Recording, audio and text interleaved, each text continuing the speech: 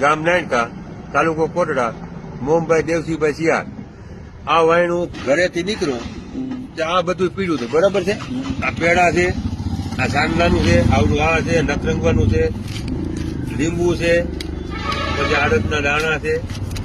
મારે બીજું તમને કહું, આ હોત છે, જો આ શું છે, તલ છે, સેવડો છે, આ બધી વસ્તુ પડી.